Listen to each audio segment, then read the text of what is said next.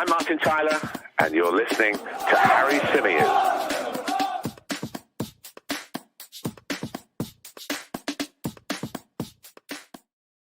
Hey everybody, how we doing? Welcome back to another live edition of the Chronicles of a Gooner, the Arsenal podcast, part of course, the 90 Min Football family. As ever, I'm your host, Harry Symeou, and on this edition of the show, we're going to be looking back at Arsenal 0, Newcastle United 0. A frustrating night, but by no means a disaster. And I think that's really, really important because I feel like a lot of people have been really reasonable with their reactions. A lot of people have looked at it and gone, well, this was a very good Newcastle United side who have caused a lot of teams problems in the Premier League so far, have been beaten just once, are starting to convince people of their top four credentials. They come to Emirates Stadium. It wasn't quite our night.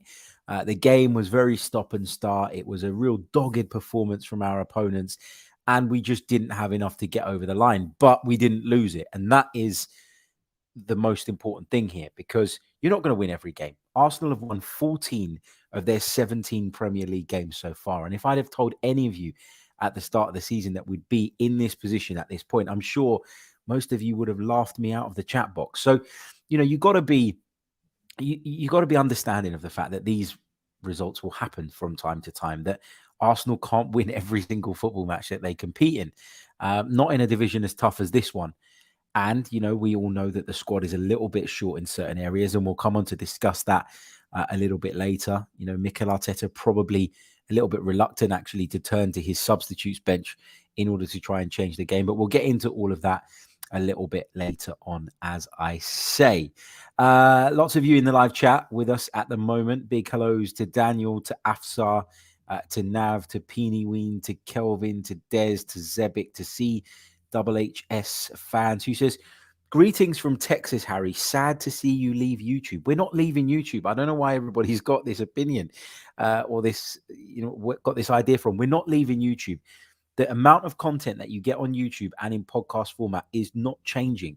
We are just going to be doing a little bit more over on the Another Slice platform. The details are in the description below. The one that I did from Emirates Stadium last night post Newcastle was a little bit shorter than I would have liked, but that was because I was obviously working the game for BBC Radio London, and I had to run and get the manager interviews before, of course, the opportunity passed. So sometimes when you're covering a game, that will happen. You'll get caught out. Sometimes a manager can take an age to come through to give an interview. Sometimes they arrive straight away. And unfortunately for me yesterday, they decided to be actually quite quick about it. So that was why that one was a little bit shorter. But I have been thinking about a couple of other subjects, and I've come up with a couple of ideas, and I'm going to do another piece of premium content that will be available to you guys tomorrow. So on Thursday morning, UK time, around about 11 a.m., you'll be able to access that bit of content as well. So an additional bit there. We're obviously going to do the post-match stuff after every match, but we're also going to be adding more. We're going to be bringing back the members mailbag, where members of the show can, of course, fire over questions that will make up the landscape of some of our premium content. If you want to support, you can do so by following the information below and getting signed up over on the Another Slice platform. And I thank you in advance for your amazing support. Big hello to Henry, to Kushtrim, to Dan, to Johnny, to Mark, who says that the positive is that we made Newcastle play like Bolton. It's a good point. Afsar's a little bit concerned about our squad depth. You know, yeah, I think a lot of us are. I think it's a really valid point. Fatality says, hi H, one thing is for sure, we have zero attacking options on the bench. Robert says, hardest game of the season last night and a big test that we didn't fail. What is critical now is that we get signings. Peerworth says, greetings Harry, live from Uganda. Thank you for the great content.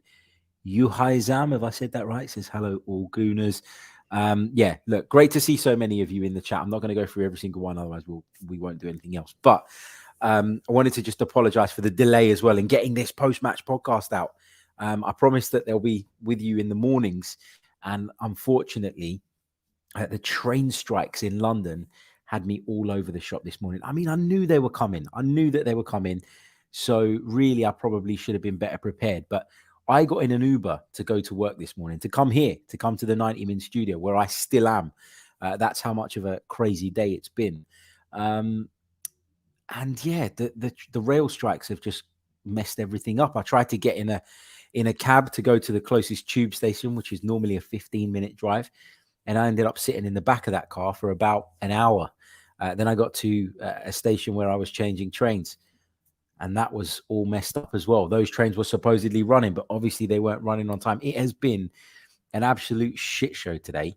But it's given me more time, I guess, to process what I saw last night and to kind of calm down a little bit. Because I must admit, look, although Newcastle are a very good side, and although a draw at no point felt like the end of the world to me, I'd be lying if I said when I was walking back to my car last night that I wasn't just a little bit disappointed, just a little bit frustrated with the fact that we couldn't go on and win that game, that we couldn't go on and take all 3 points, and we couldn't extend that lead over Manchester City even further. Because recent history tells us that this Manchester City side will come strong and will come good. And recent history tells us that the margin for error, if you want to finish above them, is very, very small. Now, I guess the counter argument to that is, are this Manchester City the same Manchester City that have dominated the Premier League in recent seasons, or are they a little bit more fallible? Are they a little bit weaker?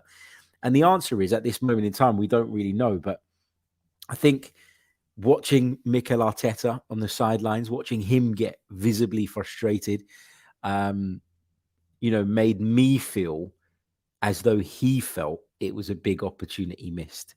And that starts to impact on my thinking. Probably shouldn't, but it does. Just a little bit. Look, let's talk about the team. The team was exactly the team I'd have picked. I was a little bit concerned about Arsenal's left-hand side from a defensive standpoint. I wondered if Kieran Trippier and Miguel Almiron as a combination were going to prove too hard to handle for us. I wondered if that was going to be our undoing. I looked at that Newcastle midfield. I said to you guys, it was very combative, and I worried specifically about, of course, Joe Willock's runs from deep and how he can sort of impact the game in the way that we've seen him do for Arsenal, albeit in the Carabao Cup and Europa League mostly, but he certainly did do that. So I was a little bit concerned about sort of certain elements of our side and how we would handle and cope with Newcastle United. But I thought from a defensive standpoint, we actually did really, really well.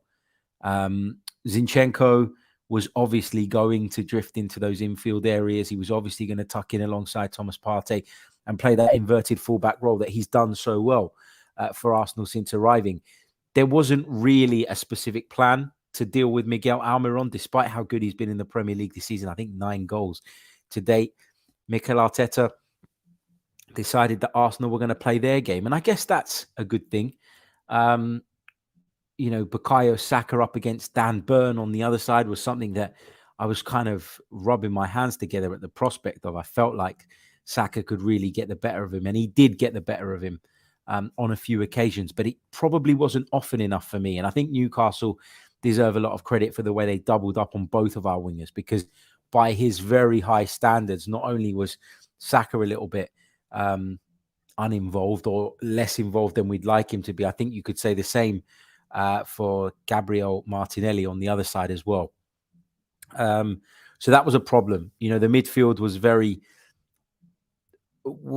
good. Our midfield I'm talking about, I thought their midfield was pretty good as well. I thought their midfield was strong. I thought their midfield played decent football when they got themselves on the ball, albeit they were defending a lot of the time, but were very tough in the challenges. Bruno Guimaraes, a player that we were heavily linked with, really biting hard and putting himself about, and he had a really interesting duel with Granit Xhaka, and then there were yellow cards flying about and all sorts.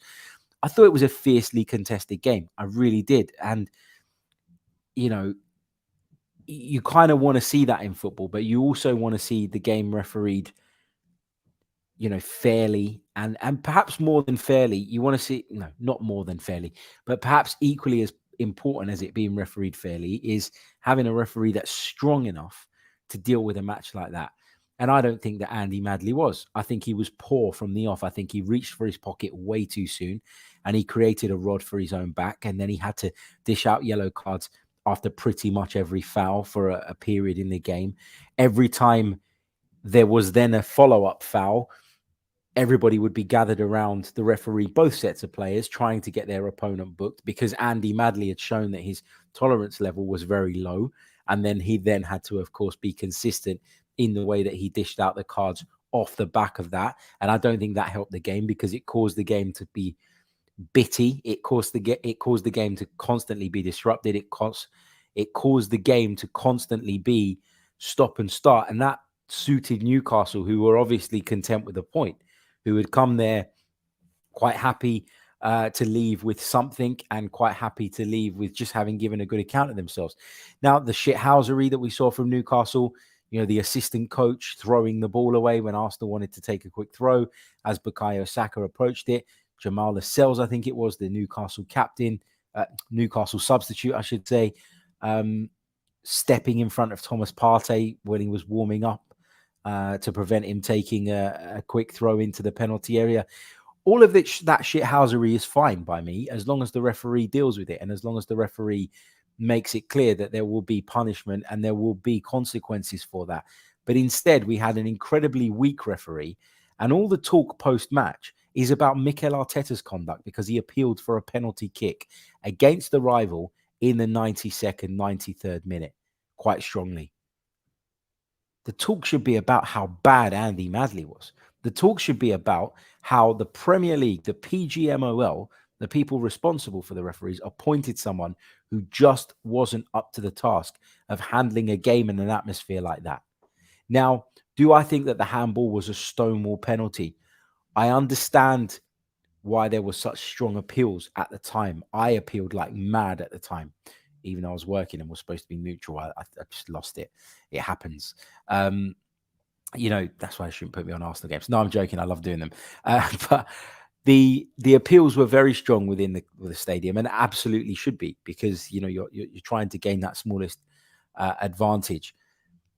The other one, the foul on Gabriel, do I have a massive issue that wasn't given? I do have an issue that it wasn't given, but I guess there was one in the first half where Dan Burn was also pulled down by Gabriel, maybe 6 of one, half a dozen of the other on both of those instances, if you want to be really sort of forensic in your analysis of those situations. But it's funny, because I came away from that game obviously disappointed that we didn't get a penalty, and obviously disappointed that we didn't then go on and win the game as a consequence of that and off the back of that.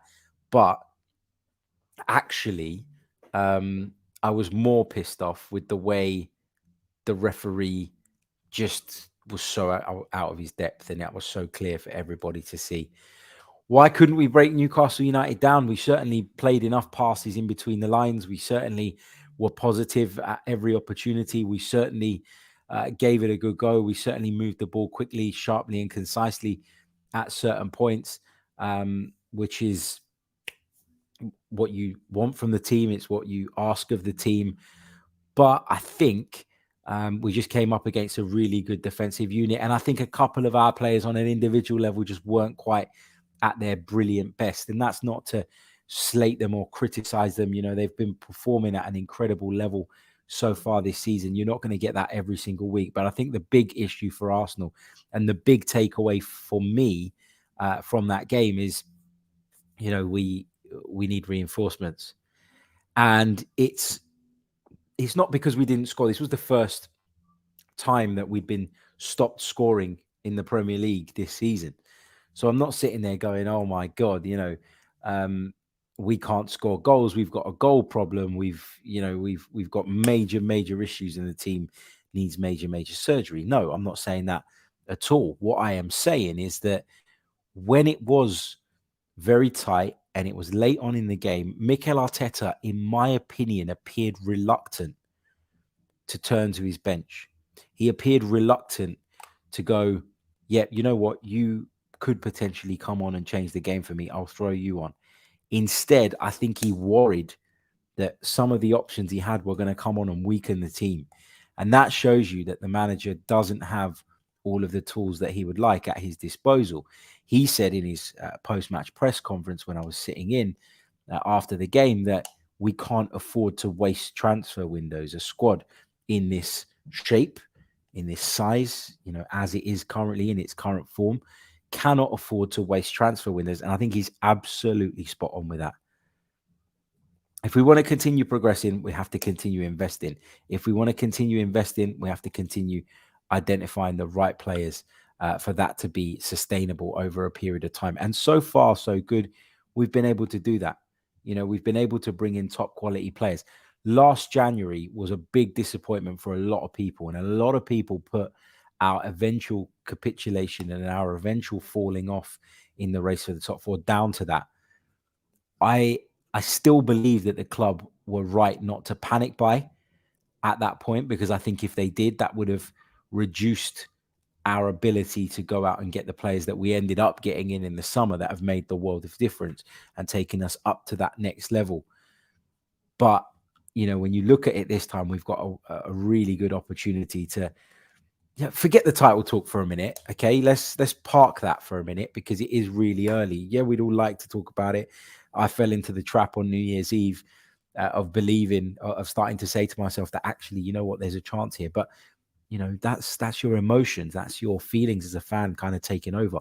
The truth is that actually what we have a massive and major opportunity to do first and foremost is to secure Champions League football, which is the first step in getting this club back to where it belongs. And that's among not just English football, but European football's elite.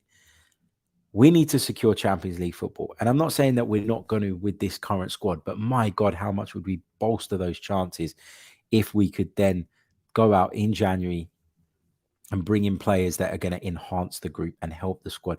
Mykhailo Mudryk is the one everyone's talking about. I've sort of been mad, crazy, busy today, and sort of been reading and following along with what some people are saying. Rumors, suggestions that Shakhtar have rejected that second bid or are preparing to reject that bid. I mean, I don't know how difficult it is to say no. I don't understand why they need to prepare to reject a bid, but that's people trying to drive clicks as they do. We will talk about transfers in a lot more detail tomorrow. We'll dedicate the show to transfers, and maybe I'll come up with my January shopping list or something along those lines. But, it's just the lack of options available to Mikel Arteta at the moment. And I know you'll say that, well, we've got a couple of injuries in the forward areas, more than a couple. We've got Jesus out, Emil Smith-Rowe still not fit.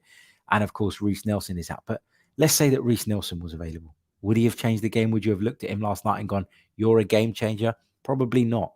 The point is that in the modern game, when you're playing so many games and, the calendar is as crazy and as packed as it is, you're always going to pick up injuries. So if you can't live with 2 or 3 injuries within your team, you ain't going to achieve anything. You need a squad. It's so, so important. And the sooner we can get that business done, the better. The other thing, though, to consider, and a lot of people will probably think I'm talking out of my arse, and I get that quite a bit. But the point I'm trying to make here is that Mykhailo Mudryk is, in a lot of people's eyes, the answer, and is the one that we should be breaking the bank to sign, and is the one that is going to represent, the best and smartest move moving forward, and someone that can be a real key part in the Arsenal project moving forward. But is he going to be at his best for Arsenal right from the off, or is it going to take a bit of time? Is this a signing that Arsenal are looking to make with the hope that he can supplement the attack a little bit this season and help us out, but that the best of him is yet to come? Yeah, of course it is. He's 21 years old. We're talking about a guy who, if I go to his, bear with me, stats by club, he's only played 44 times for Shakhtar Donetsk. Like, he's by no means an experienced operator. He's by no means someone that is going to single-handedly get us over the line and carry us towards the Premier League title. He is someone that has a lot of potential, has a lot of ability, and we hope will develop into one of the world's best footballers, one of Europe's best footballers. But he's not there just yet. Can he help? Can he give us a couple of moments over what remains of the season? And maybe that will be enough. Yeah, fingers crossed, that will be the idea. That'll be part of the reason that Arsenal want to get him in January. But part of the reason will also be so that he can settle in and be at something closer to his best when we kick off next season. Arsenal are building. If Arsenal don't win the Premier League title this year, it's by no means the end of the world. You're talking about a side with the average age against Brighton the other day of 24. an average age of 24. This side has got 3, 4, 5, maybe 6 years to go before it hits its peak in a lot of positions. Yeah, there are a few players touching 30 or just over 30, but the core of it is still really, really young. We need to get back into the Champions League. We are in a position where we're competing for the Premier League title. And yes, now we should be aspiring to hopefully try and achieve that. Of course, you always want to try and achieve the maximum. But when you have minor setbacks last night, you have to pause, think about where you are, because we are in a really good, strong position. We are moving in the right direction. But it does feel like if we don't bring in those reinforcements, if we don't manage to just bolster the squad a little bit, and I'm not talking about bringing in 5 or 6, I'm talking about 1, probably need 2, 3 if we're lucky. That's what we've got to be looking to do here. We've got to support Mikel Arteta and reward him for the excellent work that he and his team have done so far this season by giving them what they need and the additional tools that they require to sustain this level of performance, to sustain this challenge that we currently are putting up against, obviously Manchester City and everybody else in the running, if you believe there is anybody else in the running. Again, look, we'll talk about transfers more tomorrow, but sort of going back to the game, I just thought we came up against a team that were very well versed, very well drilled, have proven throughout the Premier League season that they're incredibly difficult to break down. We limited them to very little whilst creating the majority of chances ourselves. And one of the big features of Arsenal's game over the course of this season and in the good periods last season was our ability to come out of the traps fast. And we did exactly that. When I was making my notes as I was watching the game for my reports, I think I noted down that we had 3 really good sweeping counter-attacking moves and then subsequent opportunities inside 7 minutes, 8 minutes tops. And you think to yourself, if you take one of those and you get your noses in front, the game is completely different. Just as the game was different when we scored early at Brighton, just as the game has been different on numerous occasions this season when we have got our noses in front nice and early and shell-shocked our opponents. So, yeah, 0-0 draw is not ideal. It wasn't the result that we hoped for, but it's by no means a disaster. It's a result that saw us extend our lead over Manchester City by an additional point, having gained 2 points on them at the weekend on New Year's Eve when they were pegged back by Everton. And now it's over to them. They could potentially lose at Chelsea on Thursday. And if they lost at Chelsea, then we'd have gained yet another point on them. And then you look at it in a very different light. People say, and people said to me, well, we have to beat Newcastle because we've got Spurs and Man United to come. You don't know what's going to happen in those Spurs and Man United games. I always cite that example of last season where we dropped points at home and then we went to Stamford Bridge the following game and won it. And if you'd have reversed those 2 fixtures round and the outcomes of those 2 fixtures, the 4-point total and the return would have been something that most people would have been pleased by and content with. But what happens is you look at a game, you decide how many points you should get from it. But actually what matters, and what I've always said, is that you should group periods of games together, set points targets. And if you fail to hit the target that you set for that individual specific game, you can make it up within that group of fixtures. And ultimately the return is the same. So, yeah, I thought that although we weren't at our best and although we struggled at times to break them down and didn't create as many opportunities as we know this Arsenal team can, we never panicked at any point. We never lost our heads. Some would argue that Mikel Arteta lost his head.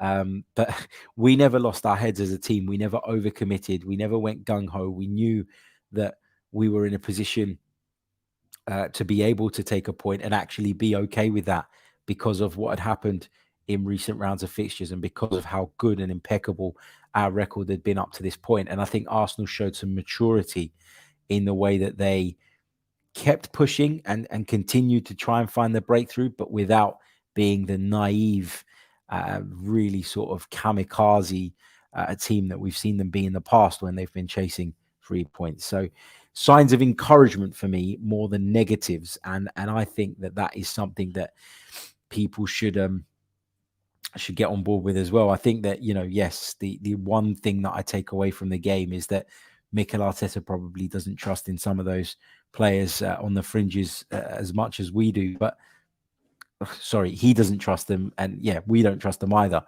And I think that's why there is a real feeling that we need reinforcements. But Mikel Arteta didn't try and back the squad. He didn't try and pull the wool over anybody's eyes by suggesting that actually this squad is more than good enough and more than capable. Instead, he was very open and clear about the fact that actually we do need to bring players in, and we can't afford to let this transfer window go by without doing anything if we want to continue where we are, if we want to continue to be right at the top of the Premier League, and if we want to continue to challenge for the title and hopefully wrap up a Champions League place without it going down to the wire. So yeah, those are kind of my look. There wasn't an awful lot to discuss from the game. I've shared my opinion on the penalty appeals. I think Newcastle were shithouses. Newcastle defended really well. I think they deserve a lot of credit for that, but I think Arsenal deserve credit for playing quite well in large parts, but also showing that level of maturity when it maybe wasn't going their way, not panicking and making sure that they, at the very least, kept that unbeaten run going and focused on making sure they didn't throw the whole thing away. I think that's really key. I think that's really important. I thought the penalty appeals, as I said earlier on, I thought the one on Gabriel was more of a penalty than the handball, but I do recall one in the first half. I know people keep saying that Dan Burn fouled Gabriel. It was 6 of one, half a dozen of the other. And I guess, Gabriel having got away with that one and where he did clearly pull the Newcastle player's shirt, probably can't really complain about it not going his way the other end. He has complained, by the way. He's gone on Twitter and shared a video of it, which I kind of love. Back your team and all that. But yeah, the whole thing about Arteta, the whole debate around Arteta, was he out of order? Did he cross the line? We had that debate on the 90 Min show. And my view on that is simple. Whenever anybody else does it, it's passion. It's a love for the game. It's a desire to win. It's a willingness to go that extra mile to try and gain the smallest advantages for your team. But when it's an Arsenal manager, when it's Mikel Arteta, it's the worst thing in the world, and he should be disciplined, and he's a disgrace. Just doesn't wash for me. I don't care. I love the passion that Mikel Arteta shows. I love the way he cares, and I love the way he fights for his players. Had a little exchange with Eddie Howe as well. Both of them said post-match that it was nothing heat at the moment. Words exchanged, but that's that. Both were very complimentary of each other in their post-match press conferences as well. Okay, let's take a few of your questions. Let's see what you guys are saying for the last few minutes in the chat box. And then I'm going to attempt to try and get home in the midst of the train strikes, which are a nightmare. As I said, it took me an age this morning. And I was going to go home and do this podcast. My initial plan was come in, do the 90 Min show, do a bit of admin, get back home, sit down, record this, chat to you guys about the game last night. And then I thought to myself, but then if it does take me a couple of hours to get home, if I do end up getting really frustrated, am I going to have the same enthusiasm to sit down and record a podcast after that? So I decided to stay here, do it. And then, of course, I'll make my way home. And then once I get home, and go sleep, do what I want. But anyway, okay, let's take some of your thoughts. Let's take some of your questions. Diogene says, I believe we missed Emile Smith-Rowe yesterday to create chances in a different way. Don't you think so? I certainly agree that Emile Smith-Rowe is a different type of attacker to Martinelli, especially on that left-hand side, and to Saka as well. He's less of a, I don't want to call them pace merchants because that's suggesting that they only have pace, but he's less explosive than those two. He is a little bit more technical, in my opinion. He's a little bit more creative in his mind, in the way he thinks, in the way he looks to thread balls through for other people. I think his movement is a little bit more subtle, and that can allow him to drift into areas without always being picked up. And we saw him do that to good effect in the first half of last season. Yeah, we miss having options, and Emile Smith-Rowe is definitely a good option and a different option to what we currently have. But this is the thing, we can't get caught up by this. We can't. We almost can't rely on Emile Smith-Rowe right now because his injury record has been so poor over the last couple of years that you're kind of looking at him and you're like, well, if we do manage to get him fit, it's a bonus at this moment in time. Mikel Arteta, I think, will be well aware of that. I think that's why he probably feels he needs reinforcements. Otherwise, if you know Jesus is back soon, if you know that Emil Smith-Rowe is back soon, if you know that Reece Nelson is not a million miles away, then you might argue that actually we need to reinforce in other areas. But the fact that Arsenal are going so big in trying to bring in an attacker suggests to me that Mikel Arteta knows that because of some of the questionable fitness records of those in and around the club, because Reece Nelson's future at Arsenal is up in the air, he needs to bring in more. He needs to do more. We certainly do miss Emil Smith-Rowe. We have missed Emil Smith-Rowe. Martinelli's been playing so well that I think he's almost gone under the radar for a while, has Emil Smith-Rowe. But when you cast your mind back to, as I say, the midway part of last season, you would remember that he was incredibly effective. And so, yeah, we are missing him, but I think we're missing options in general. And I'm not sure that his style is something that we're specifically missing. I think it's a different style, and it's always good to have different tools and different skill sets at your disposal, and different players who suit essentially different games. But I just think it's a lack of options, generally speaking. I'm not really sure what Fabio Vieira is. Is he the number 8? Is he the wide player? Is he the Martin Odegaard? I don't really know, and I don't think Mikel Arteta knows yet. And the only way I could have seen him coming onto the pitch yesterday was in one of those wide areas, because he certainly isn't combative enough or physical enough to have been thrust into that midfield in a game like that, I didn't think. But obviously, Mikel didn't believe that he could impact the game to a higher level than the two he had on the pitch at the time. And so he was overlooked. And the same for Marquinhos. And that, again, highlights the need to go out and bring in different options. Emil Smith-Rowe is one of those, but can you rely on him? And even if you can, is that enough? I think Arsenal and Mikel Arteta probably believe that it isn't, and they probably need a bit more. Okay.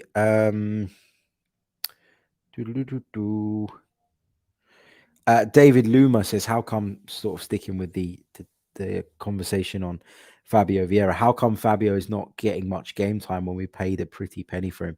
Yeah, you're right. I'm surprised. I think when you go and spend £35 million on a player or whatever it was, that we probably didn't think was a priority at that point in the window, and then you don't use him, it is a little bit surprising. I wonder if part of the plan was to kind of let him just bed in, and that we're going to see more of him maybe, from the beginning of next season. I really, it's hard to say. I don't know.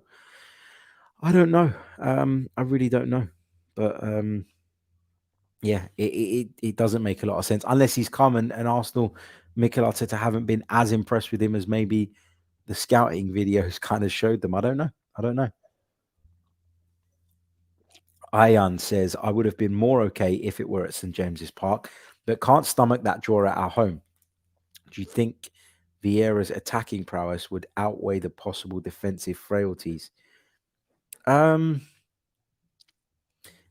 I don't, because I just think Newcastle defended so well that Fabio Vieira, Bruno Fernandes, whoever you want to put in there, Bernardo Silva, I think all of them would have struggled to break down that back line. So it's not a slight on Fabio Vieira that he wasn't brought on. I think that you just look at it and you go, well, I'm not totally convinced about him, but I'm looking at a defense that is incredibly difficult to break down. And my best chance of doing that is with my best attacking players who were all on the pitch. Peony Win says, would the Mudryk signing alone be enough of a Jan for us to be satisfied? I'm sure that there will be fans out there that aren't satisfied if that's the only bit of business we do. But the club, in order to sign him, look as though they're going to have to drop in excess of 60, 70 million pounds onto him. So in that sense, the investment, I think, would be enough to be satisfied by. But what we got for that investment may not be enough if he's the only one that comes in. And that's where my worry and slight concern is. Let's see what else we've got. I'm just going to take a couple more. Harry, do you think Eddie Howe is now a better tactician than he was previously, or has he only got more cash to buy better players? So I was thinking about this last night. Is Eddie Howe a better tactician than he was in the past? I think you've got to say he is. I think you've got to say that he has taken some time out and he has improved as a coach, and he's obviously done his homework, and he's studied, and he's researched, and he's improved himself. Because I can't remember any of his Bournemouth sides being even remotely competent defensively. They were always great going forward. They were always highly entertaining. I think I've read somewhere that they were always in the top 4 teams in terms of goals conceded in the seasons where he was in charge of them. And he had resource there. He did spend money there. People often talk about Bournemouth and how they overachieved. They did to a degree. They did in terms of the size of the club, but they certainly did invest money. And he couldn't get it right defensively then. So to now see him do it at Newcastle, yeah, of course, he's got good players there who defensively are very solid and have formed quite a strong unit. But he's still got to have improved as a coach, I think, to get them to that point. So fair play to Eddie Howe, because I do think he has improved. Yes. Okay, guys, I'm going to leave it there. And I'm going to attempt to make my way back up to North London. Yeah, let's see how we go in the travel chaos. But thank you all so much for tuning in. Don't forget, members on the Another Slash platform, there's another piece of content coming your way tomorrow morning. Got a couple of subjects in mind, so going to drop one of those for you guys bright and early. It'll be before 11 a.m. I say bright and early, before 11 a.m. For you guys to access. And then we'll be back around lunchtime as well for our transfer show, which we will do right here on the YouTube channel. That'll be available on all platforms to everybody. If you're a YouTube member and you want to make the move across, please do, because eventually we're going to be turning the YouTube memberships off. Really appreciate all your help, all your love, all your support. It means the world to me. And I'll be back very soon with more. I'll see you all soon. Until next time, take care of yourselves. Goodbye. I'm Martin Tyler, and you're listening to Harry Symeou.